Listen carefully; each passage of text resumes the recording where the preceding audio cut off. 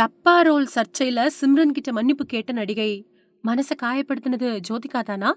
கொஞ்சம் வாரங்களுக்கு முன்னாடி விருது வழங்கக்கூடிய நிகழ்ச்சி ஒண்ணுல கலந்துகிட்ட நடிகை சிம்ரன் பகிர்ந்துகிட்ட விஷயங்கள் நிறைய பேருக்கு அதிர்ச்சியை கொடுத்தது. அதாவது சிம்ரன் தேர்வு செஞ்சு நடிக்கக்கூடிய கதாபாத்திரங்கள ஆன்டி கதாபாத்திரங்கள் அப்படின்னு அந்த நடிகை சொன்னதா சிம்ரன் சொல்லியிருந்தாங்க.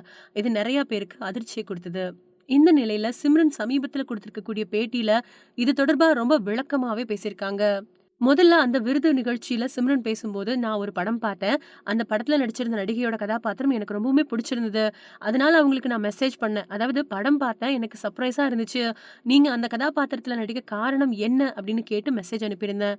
அதுக்கு அந்த நடிகையோ, "உங்கள மாதிரி ஆன்டி கதாபாத்திரங்கள்ல நடிக்கிறதுக்கு இது எவ்வளவோ மேல்" அப்படின்னு பதில் குடுத்தாங்க. எனக்கு அது ரொம்ப அதிர்ச்சியா இருந்துச்சு. அந்த நடிகை கிட்ட இருந்து நான் இந்த மாதிரியான ஒரு பதிலா எதிர்பார்க்கல அப்படின்னு சொன்னாங்க. அது மட்டும் இல்லாம சிம்ரன் தொடர்ந்து பேசும்போது, "உங்கள மாதிரி டப்பா கேரக்டர்ல நடிக்கிறதுக்கு பதிலா ஆன்டி ரோல்கள் எவ்வளவோ மேல். நான் அப்பவே கன்னத்தில் முத்தமிட்டால் படத்துல நடிச்சுட்டேன்" அப்படின்னு கோபமா பேசியிருந்தாங்க. சிம்ரனோட இந்த பேச்சுக்கு இணையவாசிகள் ஜோதிகாவ கோர்த்து விட்டாங்க. அதாவது Netflix OTT தளத்துல வெளியான வெப் சீரிஸான டப்பா கார்டல் வெப் சீரிஸ்ல ஜோதிகா நடிச்சிருந்தாங்க. ஜோதிகாவுக்கு பதிலடி கொடுக்க தான் சிம்ரன் இந்த மாதிரி பேசியிருக்காங்க அப்படின்னு நெறைய பேரும் சொன்னாங்க. இந்த நிலையில சிம்ரன் இப்போ அத பத்தி விளக்கம் குடுத்திருக்காங்க. "இங்க எத்தனையோ வெப் சீரிஸ் வருது. அதுல டப்பா கார்டல் நல்ல வெப் சீரிஸ் அப்படின்னு நெனைக்கிறேன். நான் இன்னும் அந்த வெப் சீரிஸ பார்க்கல.